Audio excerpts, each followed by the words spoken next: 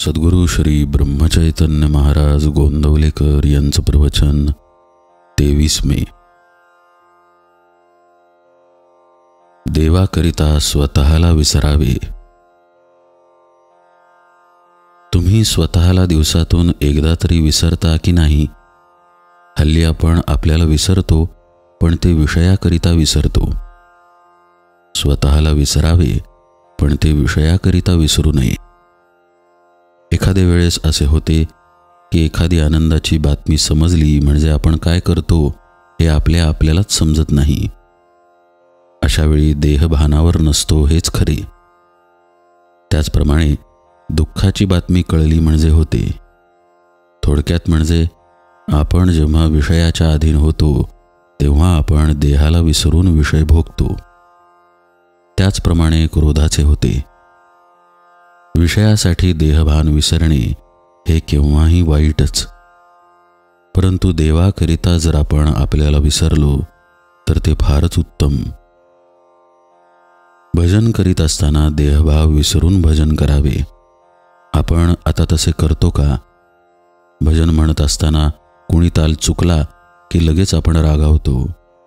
ते खरे भजन होत नाही. म्हणून भजन करताना मी देवापुढे आहे आणि तो आणि मी याच्याशिवाय दुसरे कोणी नाही असे मानूनच भजन करावे आणि तशी सवय ठेवावी, म्हणजे देहभाव विसरता येईल. संसारात आपण कोण हे न विसरता संसार करावा, म्हणजेच विषयाच्या अधीन केव्हाही न होता संसार करावा.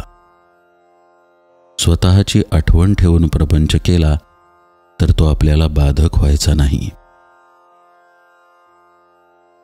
व्यवहारात काम, क्रोध, लोभ वगैरे सर्व काही असावे, पण आपण त्यांच्या स्वाधीन न होता त्यांना आपल्या ताब्यात ठेवून वागावे, म्हणजे देहभाव आपोआप नष्ट होऊन जाईल.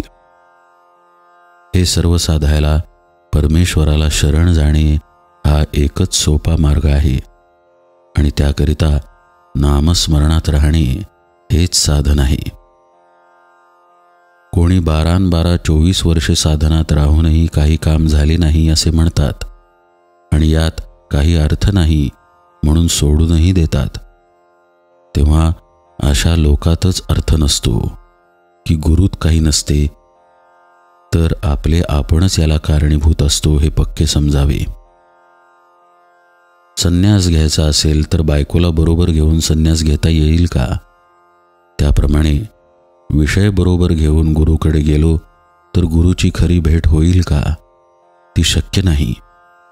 याकरिता ते सांगतील ते साधन आधी करावे, म्हणजे चित्त शुद्ध होते आणि ते झाल्यावर त्यांची खरी भेट होते. म्हणून आपण त्यांच्याजवळ खरे समाधान मागावे आणि ते मिळाल्यावर आणखी काय मिळवायचे राहते. मग तो ज्या स्थितीत ठेवील त्यातच समाधान होते. देहभोगाची अशा वेळी काहीच किंमत राहत नाही आणि मग त्याला कंटाळण्याचेही कारण उरत नाही.